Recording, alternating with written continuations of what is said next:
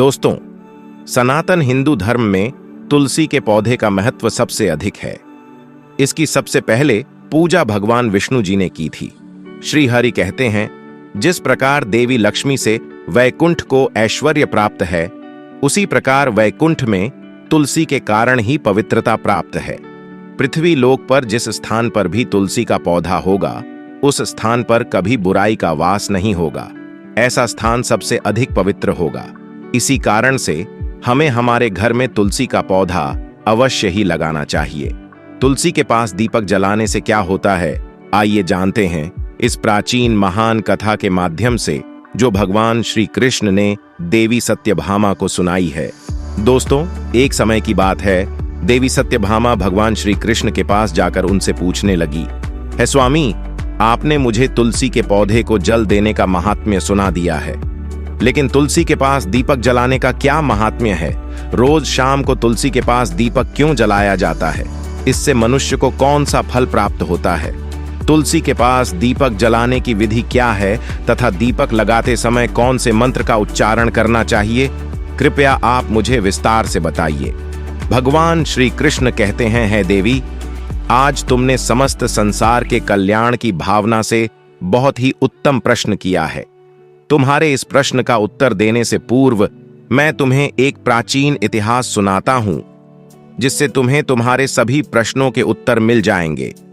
शाम को तुलसी के पास दीपक जलाने से जो फल मिलता है, उसी का वर्णन मैं इस कथा में करूंगा। इसीलिए तुम इस कथा को ध्यानपूर्वक सुना। इस कथा को ध्यान से पूरा सुनने मात्र से ही मनुष्य को 100 वर्षों तक तुलसी के पास दीपक जलाने का पुण्य प्राप्त होता है। देवी सत्यभामा कहती हैं, है प्रभु, मैं इस कथा को सुनने के लिए उत्सुक हूं। कृपया आप इस कथा को मुझे सुनाइए। मैं इस कथा को ध्यानपूर्वक सुनूंगी। तब भगवान श्री कृष्ण देवी सत्यभामा को वह कथा सुनाने लगते हैं। हे देवी, पूर्व काल की बात है। दक्षिण दिशा में तुंगभद्रा नाम की एक बहुत बड़ी नदी है। उसी नदी के किनारे हरिहरपुर नाम का एक अत्यंत सुंदर नगर बसा हुआ है। उसी नगर में हरि दीक्षित नाम के एक ब्राह्मण निवास करते थे। वे अत्यंत गुणवान, चरित्रवान, धर्म कार्य करने वाले तथा वेदों के मार्ग पर चलने वाले थे। उन्होंने समस्त शास्त्रों का अध्ययन किया हुआ था। उसी ब्राह्मण की एक पत्नी थी, जिसे लोग दुराचारी कहकर पुकारते थे, क्योंकि उसके कर्म ही उसके नाम के अनुसार थे। वह सदैव ही अपने पति को अपमानित करती थी, अपने पति के लिए कुछ कहती थी, पति को भयंकर दुख देती थी, पति के लिए कभी भोजन नहीं बनाती थी। उसने अपने पति के साथ कभी शयन नहीं किया, कभी उसके साथ प्रेम से व्यवहार नहीं किया। पति के मित्र और परिवार के लोग घर पर आते तो वह स्त्री उनको अपमानित करके भगा देती थी और स्वयं काम भाव से उन्मत्त होकर निरंतर अन्य व्यभिचारिणी स्त्रियों के साथ घूमती रहती थी। उसका मन पति को छोड़कर पराये पुरुषों में लगा रहता था। उसने कभी अपने पति से प्रेम पूर्वक बात नहीं की, किंतु पराये सुंदर पुरुषों के संग बैठकर बातें करती थी। पराये पुरुषों को मोहित करने के लिए सज धज कर गांव में घूमने जाया करती थी। कभी वह वन में किसी वृक्ष के नीचे खड़ी रहकर सुंदर पुरुषों की राह देखती और किसी दुष्ट पुरुष को मोहित करके उसके संग भोग विलास किया करती थी। एक दिन हरि दीक्षित ने अपनी पत्नी से कहा, हे भद्रे, तुम्हारा यह आचरण उचित नहीं है। इस प्रकार से पाप करने पर तुम्हारा अहित ही होगा। इसीलिए तुम अभी से यह सब बुरे काम करना छोड़ दो।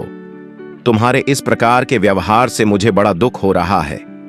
तब उस दुराचारी स्त्री ने कहा, न जाने किस पाप के कारण मेरा तुझ जैसे भिखमंगे के साथ विवाह हुआ है। लगता है पिछले जन्म में मैंने पाप ही किए होंगे। इसी कारण से मुझे ऐसा गरीब पति मिला है। तू मेरी कोई भी इच्छा को पूर्ण नहीं कर सकता। मुझे विवशता के कारण तेरी इस झोपड़ी में रहना पड़ता है। भिक्षा में लाया हुआ भोजन खाना पड़ता है। अब और अधिक मैं इस कष्ट को सहन नहीं करने वाली। किसी दिन मैं तुझे छोड़कर अवश्य चली जाऊंगी। तेरे साथ रहूंगी तो इस जन्म में भी मेरे द्वारा पाप ही होंगे। इसीलिए अब मैं किसी अन्य धनवान पुरुष से विवाह करूंगी। हरि दीक्षित ने अपनी पत्नी से कहा, है प्रिय, तुम इस प्रकार के अपशब्द न कहो। इस प्रकार से अपने पति को त्यागने का विचार मन से छोड़ दो। जो स्त्री अपने पति को त्याग कर पराये पुरुष के पास जाती है, उसका अहित ही होता है। उसे नरक में जाना पड़ता है। उसे दुराचारी पत्नी ने कहा, नरक में तुम्हें जाना पड़ेगा, क्योंकि तुम कोई कम धंधा तो करते नहीं, भीख मांग कर खाते हो और मुझे भी झूठन खिलाते हो। पत्नी को दुखी और असंतुष्ट रखने वाला पति भी नरक में ही जाता है, और तुम्हारा घर कोई नरक की सजा से कम नहीं है। तुम्हारे साथ इस घर में रहने से अच्छा है मैं नरक में जाकर रहूं। इस प्रकार उसे हरि दीक्षित की पत्नी ने अनेक प्रकार के कटु वचनों से अपने पति का अनादर किया और उसे अपमानित किया। श्री कृष्ण कहते हैं, हे देवी, जो स्त्री अपने पति का अनादर करती है, जो अपने पति का अपमान करती है, उसके घर में दुर्भाग्य ही आता है। पति को छोड़कर पराये पुरुष के पास जाने वाली स्त्री की नरक में दंड अवश्य ही भोगना पड़ता है। अब आगे सुनो, उस दुराचारी स्त्री के साथ क्या होता है। एक दिन वह दुराचारिणी स्त्री वन में जाकर एक वृक्ष के नीचे खड़ी हो गई। उसका चित्त काम से भरा हुआ था। यह किसी सुंदर कामी पुरुष की राह देख रही थी, किंतु बहुत समय बीतने के बाद भी उस स्थान पर कोई पुरुष नहीं आया। इसीलिए वह अत्यंत दुखी हो गई और प्रियतम की खोज में इधर उधर देखने लगी। उस दिन उसका सारा परिश्रम व्यर्थ हो गया। वह वहां खड़ी होकर वह नाना प्रकार की बातें कहकर विलाप करने लगी। हाय हाया, आज तो इस मार्ग से कोई भी सुंदर पुरुष नहीं आया। कैसे अपनी काम शांति करूं? आज की रात कैसे बीतेगी? कौन मेरे इस सुंदर शरीर का उपभोग करेगा? मेरी जवानी और सुंदरता तो अकारण ही नष्ट हो रही है। कोई भी इस सुंदर शरीर को पाने की कामना नहीं करता। अब मैं कहां जाऊं? कौन मुझे अपनाएगा? कौन मेरे साथ भोग विलास करेगा? मेरा पति तो मूर्ख है, किंतु अब ऐसा लगता है कि संसार ही मूर्ख पुरुषों से भरा पड़ा है। कोई भी इतनी सुंदर स्त्री को पाने की कामना नहीं कर रहा है। मैं तो इतनी सुंदर हूं कि देवता भी मुझे पाने की इच्छा करेंगे, लेकिन यह संसार तो पापी और तुच्छ पुरुषों से भरा पड़ा है, जो मुझ अप्सरा जैसी सुंदर स्त्री को दुर्लक्ष्य कर रहा है, दुर्लक्ष्य कर रहा है। भगवाना, कोई सुंदर, बलवान और पराक्रमी नर हो तो उसे मेरे पास भेजिए। चाहे वह मेरा भक्षण भी कर लेगा तो भी मैं प्रसन्नता से उसका आलिंगन कर लूंगी। भगवान श्री कृष्ण कहते हैं, हे देवी। इस प्रकार से वह स्त्री जोर जोर से विलाप करने लगी। उसी जंगल में एक भयानक बाघ निवास करता था। उस पापिनी स्त्री की आवाज सुनकर वह जाग गया और उछलकर उस स्त्री का भक्षण करने के लिए उसके पास आ गया। उस बाघ का नाम था ध्वंसक। ध्वंसक का रूप अत्यंत भयानक था। उसका शरीर काले और नारंगी धारियों से युक्त था, जो जंगल की छाया में घुल मिल जाता था। उसकी आंखें अंगारे की तरह लाल थीं, जो अंधेरे में भी चमकती थी।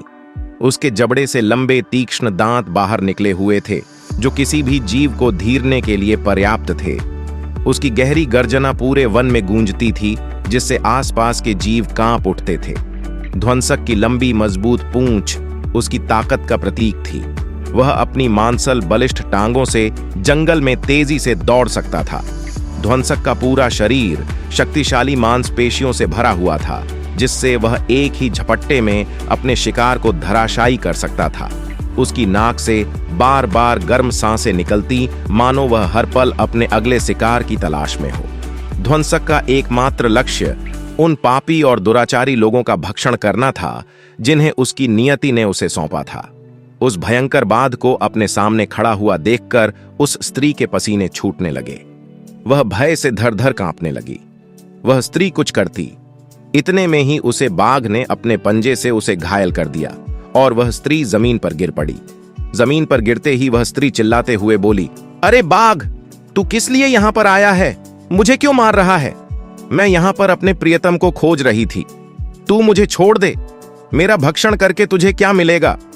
उस स्त्री की यह बात सुनकर वह भयानक बाघ क्षण भर के लिए रुक गया और हंसते हुए बोला, हे दुष्टा, आज विधाता ने तुझे मेरा ग्रास नियुक्त किया है। तुझ जैसी पापिनी स्त्रियों का भक्षण करना ही मेरा काम है, तभी मुझे इस शरीर से मुक्ति मिलेगी। वह स्त्री कहने लगी, हे बाघ, तुम कौन हो? मुझे सच सच बताओ, तुम्हें किस कारण से बाघ होना पड़ा और तुम मुझ जैसी स्त्रियों का भक्षण क्यों करते हो? पहले मुझे सारी बात बताऊं और फिर मेरा भक्षण करो। फिर ध्वंसक नाम का वह बाघ कहने लगा, पापिनी, मैं तुम्हें मेरे पूर्व जन्म का वृतांत सुनाता हूं कि किस कारण से मुझे बाघ होना पड़ा। पूर्व काल में दक्षिण देश में अमलाहा नाम की एक पवित्र नदी बहती थी। उसी नदी के तट पर मुनिपार्णा नाम की एक नगरी बसी हुई थी। यह नगरी अपने सुंदर मंदिरों, शांत वातावरण और धार्मिक अनुष्ठानों के लिए प्रसिद्ध थी। वहां एक ब्राह्मण का परिवार निवास करता था। मैं उस परिवार में जन्मा था। मेरा नाम वेदानंद था। मेरे पिता एक आदर्श ब्राह्मण थे जो यज्ञ, हवन और धार्मिक अनुष्ठानों का पालन करते थे। उस बाघ ने आगे कहा, है स्त्री, मैंने अपनी किशोरावस्था में वेदों का अध्ययन किया और यज्ञ आदि धार्मिक कार्यों में पारंगत हो गया, लेकिन जैसे जैसे मैं बड़ा हुआ मेरे मन में धन का लोभ बढ़ता गया। अनेक यज्ञों का आयोजन किया, लेकिन वे यज्ञ धार्मिक उद्देश्य से नहीं बल्कि धन संग्रह के लिए थे।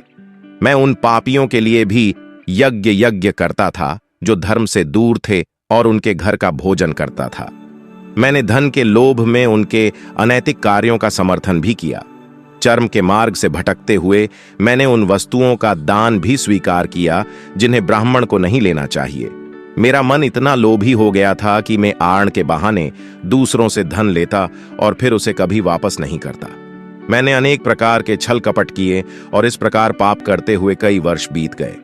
समय के साथ मेरा शरीर कमजोर हो गया, बाल सफेद हो गए, आंखें धुंधली हो गईं और मुंह के दांत गिर गए। परंतु धन का लोभ अब भी मेरे मन से नहीं गया और मैं पाप करता रहा। उस बाघ ने अपने दुख भरे स्वर में आगे कहा, एक दिन धन के लालच में मैं फिर से नदी के किनारे गया। वहां मैंने अन्य धूर्त ब्राह्मणों के साथ मिलकर लोगों को ठगा। हम सभी ने झूठे मंत्रों का उच्चारण किया और बिना विधि विधान के ही देवी देवताओं का पूजन किया। इसका उद्देश्य केवल अधिक से अधिक धन दान में प्राप्त करना था। हमने लोगों को धर्म के नाम पर धोखा दिया। उस दिन मैंने काफी धन एकत्र किया, लेकिन उसी समय मेरे साथ एक भयानक घटना घटी। मैं उसी दिन नदी के तट पर बैठा हुआ था। तभी एक बीमार और भटकता हुआ कुत्ता मेरे पास आया। मैंने उसे दुत्कार कर भगा दिया, लेकिन वह क्रोध में आकर मेरे पैर में काट बैठा। मैं मूर्छित होकर वहीं गिर पड़ा। उसी क्षण मेरे प्राण निकल गए। मेरी मृत्यु के बाद यम के 2 दूत प्रकट हुए। वे काले और भयानक रूप वाले थे और उनके हाथों में जंजीर थी। उन्होंने मुझे पकड़ लिया और यमपुरी की ओर ले गए। यमपुरी में मुझे यमराज के सामने खड़ा किया गया। यमराज ने अपने दिव्य सिंहासन से चित्रगुप्त को आदेश दिया कि वे मेरे कर्मों का लेखा जोखा प्रस्तुत करें। चित्रगुप्त ने बड़े ही गंभीर स्वर में कहा, हे धर्मराज, यह ब्राह्मण जिसका नाम वेदानंद था ने अपने जीवन में घोर पाप किए हैं। इसने धर्म के नाम पर लोगों को ठगा, झूठे मंत्रों का उच्चारण कर यज्ञ किए और भगवान का अपमान किया। यह धन के लालच में धर्म से दूर हो गया। इसने कभी भी धर्म का पालन नहीं किया, इसीलिए यह पापी ब्राह्मण नरक जाने के योग्य है। फिर यमराज ने अपने दूतों को आदेश दिया, इस पापी को नरक की अग्नि में डाल दो। ये वहां जाकर अपने कर्मों का फल भोगे। इसके बाद मुझे नरक की भयंकर अग्नि में डाल दिया गया। वर्षों तक मैंने वहां की यंत्रणाएं सहन की। मेरी आत्मा को भयंकर पीड़ा सहनी पड़ी। अनेक वर्षों की सजा के बाद मेरे पापों के कारण मुझे बाघ का शरीर प्राप्त हुआ और मैं इस दुर्गम वन में निवास करने लगा। ध्वंसक ने अपनी कहानी को समाप्त करते हुए कहा, अपने पूर्व जन्म के पापों का प्रायश्चित करते हुए मैंने संकल्प लिया कि मैं कभी भी महात्मा, साधु पुरुष या सती स्त्रियों का भक्षण नहीं करूंगा। मैं केवल उन पापियों, दुराचारी और कुल्लटा स्त्रियों का ही भक्षण करता हूं जिन्होंने अपने जीवन में अधर्म के मार्ग पर चलकर दूसरों को दुख दिया है। मुझे विश्वास है कि ऐसा करने से मुझे मेरे पापों से मुक्ति मिलेगी और मैं इस शरीर से जल्द ही मुक्त हो जाऊंगा। श्री कृष्ण कहते हैं, है देवी। इस प्रकार से उस बाघ ने अपने पूर्व जन्म का वृतांत सुना दिया और उसे स्वी से कहने लगा, है पापिनी, तेरे आचरण से तू कुलटा दिखाई पड़ती है। अपने पति को छोड़कर तू इस वन में अन्य पुरुषों के साथ भोग विलास करने के लिए आई है, इसीलिए आज तू मेरा ग्रास अवश्य बनेगी। इतना कहकर उस बाघ ने अपने तीक्ष्ण नखों से उस पापी स्त्री को मारकर उसे खा लिया और फिर वह बाघ उस स्थान से चला गया। उस स्त्री की मृत्यु के बाद उस स्थान पर यम के 2 दूत प्रकट हुए और उस पापिनी स्त्री को उठाकर संयमनपुरी में ले गए। वहां पर उसे यमराज के सामने खड़ा किया गया। फिर चित्रगुप्त ने उस स्त्री का लेखा जोखा निकालते हुए यमराज से कहने लगे, है धर्मराज, यह स्त्री तो अत्यंत पापिनी है। इसने घोर पाप किए हैं। इसने व्यभिचार किया है। इसने अपने पति की कभी सेवा नहीं की। अपने पति को भूलकर पराये पुरुषों के संग भोग विलास किया करती थी। उसके पापों को सुनकर यमराज अत्यंत क्रोधित हो गए और उन्होंने उस स्त्री को अग्नि से भरे हुए कुंड में डालने का आदेश दिया। यमराज के आदेश को सुनकर वह स्त्री अत्यंत भयभीत हो गई और फिर वह दुराचारी स्त्री यमराज से कहने लगी, हे धर्मराज, कृपया मुझे मेरे पापों के लिए क्षमा करें। मैंने यह अनजाने में पाप किया है। कृपया मुझे प्रायश्चित का अवसर प्रदान करें। यमराज कहते हैं, हे स्त्री, तुमने जो पाप किए हैं वे निंदनीय हैं। तुम्हारे पापों के लिए कोई प्रायश्चित नहीं है। जो स्त्री अपने पति का त्याग करती है, अपने पति को छोड़कर पराये पुरुष के संग विहार करती है, उसे निश्चित ही नरक में जाना पड़ता है। इसीलिए अब तुम्हें नरक की यातनाएं भोगनी ही पड़ेगी। फिर यमराज ने अपने दूतों से कहा, हे दूतों, इस पापी स्त्री को ले जाओ और इसे भयंकर नरकों में डाल दी। यह उसी के योग्य है। फिर यम के दूत उस स्त्री को नरक में ले जाते हैं। फिर अनेक वर्षों तक उसे जलते हुए तेल के कुंड में पकाया गया। फिर उसे निकालकर रौरव नामक नरक में डाल दिया गया। इस प्रकार से उसे अनेक वर्षों तक अलग अलग नरकों में डाला गया। नरक में कष्ट भोगने के बाद वह महापापिनी स्त्री पुनः पृथ्वी लोक पर आकर चांडाल के रूप में उत्पन्न हुई। चांडाल के घर में जन्म लेकर वह फिर से अनेक पाप करने लगी, व्यभिचार करने लगी, अनेक पापी पुरुषों के संग विहार करने लगी। फिर कुछ समय बाद पूर्व जन्म के पापों के कारण उसे कोढ़ का रोग हो गया और वह भयानक पीड़ा सहन करने लगी। उसका अंग अंग जलने लगा। उसके नेत्रों में पीड़ा होने लगी। इस दुख को सहन करती हुई वह दिन बिताने लगी। फिर एक दिन वह तीर्थ में स्नान करने के उद्देश्य से अंतपुर में चली गई। वहीं पर वह एक आश्रम के बाहर निवास करने लगी। उस आश्रम में एक तुलसी का पौधा था। अन्य स्त्रियों को वहां पर तुलसी के पास दीपक जलाते हुए देखकर उस पापी स्त्री को बड़ा आश्चर्य हो जा। फिर एक दिन वहां पर निवास करने वाले एक साधु से उस स्त्री ने पूछा, है साधु महाराज, यह कौन सा पौधा है और यह स्त्रियां इसके नीचे दीपक क्यों जला रही हैं? तब उस साधु ने कहा, है कल्याणी, यह अत्यंत पवित्र तुलसी का पौधा है। इसके दर्शन करने मात्र से ही संकटों का नाश होता है। इस तुलसी को जल देने से देवी देवताओं की कृपा प्राप्त होती है तथा इस पवित्र पौधे के पास दीपक जलाने से समस्त पाप नष्ट होते हैं। उस साधु की बात सुनकर उस स्त्री को बड़ी प्रसन्नता हुई और उसने साधु से कहा, हे साधु महाराजा, यदि कोई अत्यंत पापिनी स्त्री भी इसके पास दीपक जलाएगी तो उसके पाप नष्ट होंगे क्या? वह साधु कहते हैं, हे पुत्री, यह सत्य है। यदि किसी स्त्री ने घोर पाप भी किया हो तब भी उसके पाप नष्ट होते हैं। उसके सभी जन्मों के पाप भी तुलसी के पास दीपक जलाने से नष्ट होते हैं। किंतु हे पुत्री, तुम कौन हो और किस कारण से यह प्रश्न पूछ रही हो? वह स्त्री कहती है, हे साधु महाराजा, मैं महापापिनी हूं। मैंने व्यभिचार किया है तथा अनेक प्रकार के पाप किए हैं। मेरे पापों के कारण ही मेरी ऐसी दुर्दशा हुई है। कृपया मुझे पापों से मुक्ति का उपाय बताइए। साधु कहते हैं, हे पुत्री, अब से तुम नित्य तुलसी के पास दीपक जलाओ, तुम्हारे समस्त पाप और दोष समाप्त हो जाएंगे। उस साधु की बात सुनकर उस पापी स्त्री ने भी वही किया। उसने तुलसी के पौधे के पास एक दीपक जला दिया। इस प्रकार से वह स्त्री नित्य उसी स्थान पर तुलसी के पास दीपक जलाने लगी। फिर एक दिन वह स्त्री शाम के समय तुलसी के पास दीपक जलाने लगी तो उसी समय उसकी हृदय फटने से उसकी मृत्यु हो गई और वह वहीं जमीन पर पड़ी रही। फिर यमराज के दो दूत उस स्त्री को यमलोक ले जाने के लिए उस स्थान पर प्रकट हुए। जैसे ही यम के दूत उस पापी स्त्री को पाठ में बांध कर ले जाने लगे, भगवान विष्णु के दो पार्षद उस स्थान पर प्रकट हुए। वे दिव्य पार्षद अत्यंत तेजस्वी और दिव्य आभा से युक्त थे। उनके शरीर से स्वर्णिम प्रकाश की किरणें निकल रही थीं, जो चारों ओर का अंधकार दूर कर देती थीं। उनका रूप इतना मोहक और दिव्य था कि उन्हें देखकर किसी का भी मन श्रद्धा से भर जाता। उनके चेहरे पर शांत मुस्कान थी, जो अपार करुणा और दया का प्रतीक थी। उनके वस्त्र रत्न जड़ित और रेशमी थे, जो नीले और सुनहरे रंग में चमक रहे थे। मानो स्वयं वैकुंठ का सौंदर्य उनके व्यक्तित्व में समाया हो। उनके कानों में सुनहरे कुंडल झूल रहे थे, जिनसे दिव्य संगीत की ध्वनि प्रतीत होती थी। उनके माथे पर तिलक और चमकती हुई बिंदी थी, जो उनके दिव्यता का सूचक थी। ये दोनों विशाल कद और बलिष्ठ थे। उनके हाथों में दिव्य गदा थी, जो न्याय और धर्म की शक्ति का प्रतीक थी।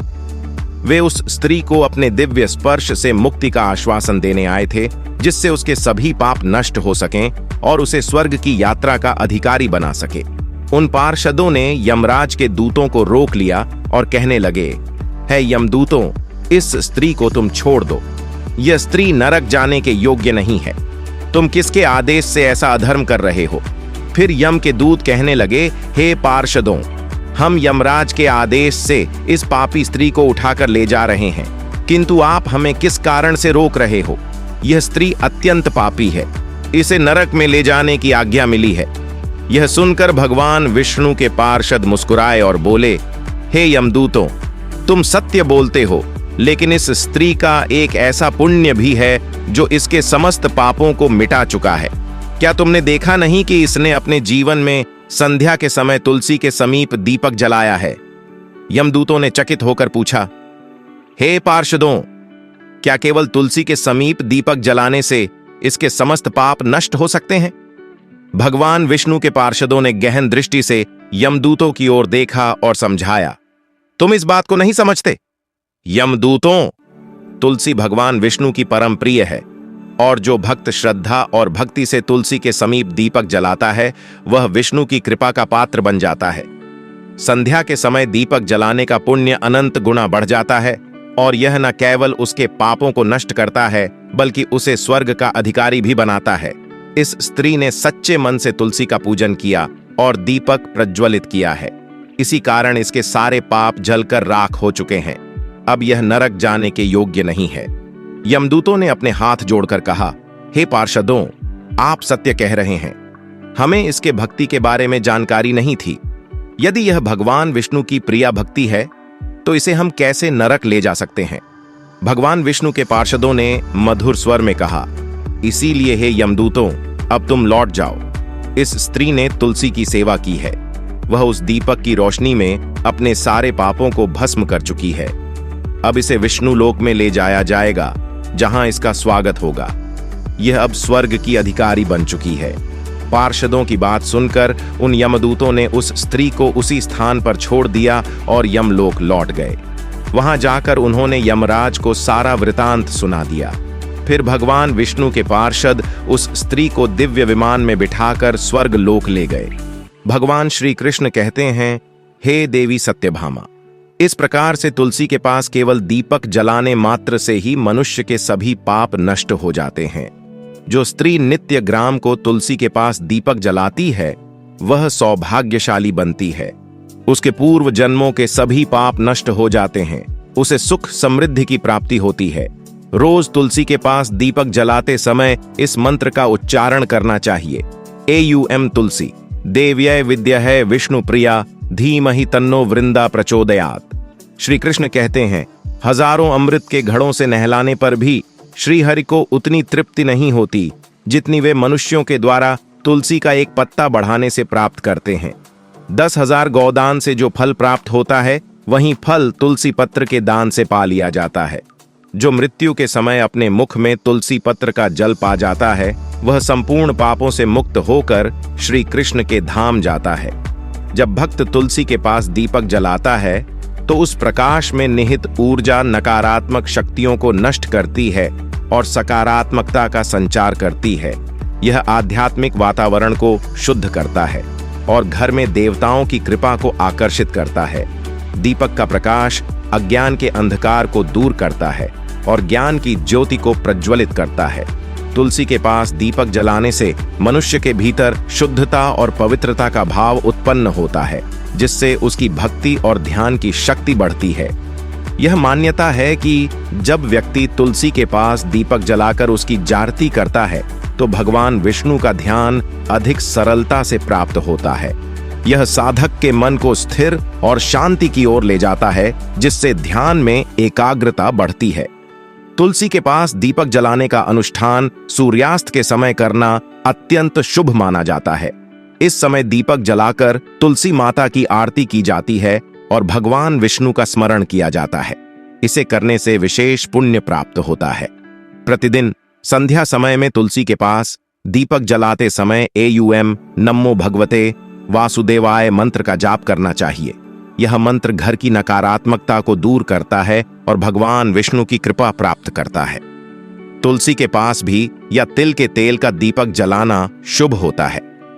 घी का दीपक अधिक पवित्र माना जाता है, लेकिन यदि संभव ना हो तो तिल के तेल का दीपक भी जलाया जा सकता है। तिल के तेल का दीपक नकारात्मक ऊर्जाओं को दूर करने में सहायक होता है। ऐसा कहा गया है कि जो भक्त प्रतिदिन तुलसी के पास दीपक जलाता है उसे 7 जन्मों तक पुण्य मिलता है और वह कभी भी दरिद्रता का सामना नहीं करता। उसके घर परिवार में हमेशा सुख शांति और खुशहाली बनी रहती है। धार्मिक ग्रंथों में वर्णित है कि तुलसी के पास दीपक जलाने से पितृदोष, यह दोष और काल सर्प दोष जैसी बाधाएं भी दूर हो सकती हैं। इस उपाय से घर में नकारात्मक ऊर्जा का नाश होता है और सकारात्मक ऊर्जा का संचार होता है। तुलसी के पास दीपक जलाने से आत्मा की शुद्धि होती है और यह जन्म जन्मांतर के पापों का नाश करता है। इससे आत्मा को शांति मिलती है और व्यक्ति को सद्गति प्राप्त होती है। यह भी कहा गया है कि यदि कोई व्यक्ति जीवन के अंतिम दिनों में तुलसी के पास दीपक जलाकर भगवान का स्मरण करता है तो उसे मृत्यु के बाद यमदूतों का भय नहीं रहता और उसे सीधे भगवान के धाम में स्थान मिलता है। तुलसी के पास दीपक जलाने से देवी लक्ष्मी का आशीर्वाद मिलता है, जिससे व्यक्ति के जीवन में कभी आर्थिक संकट नहीं आता और हमेशा समृद्धि का वास रहता है। तो दोस्तों, इस प्रकार से भगवान श्री कृष्ण ने तुलसी के पौधे के पास दीपक जलाने का महत्व बताया है। आपको यह कथा कैसी लगी कृपया कमेंट करके जरूर बताएं। जानकारी अच्छी लगी तो वीडियो को लाइक जरूर करें। कमेंट में जय श्री कृष्णा जय मां तुलसी जरूर लिखें। साथ ही चैनल को सब्सक्राइब करें। आप सभी का धन्यवाद।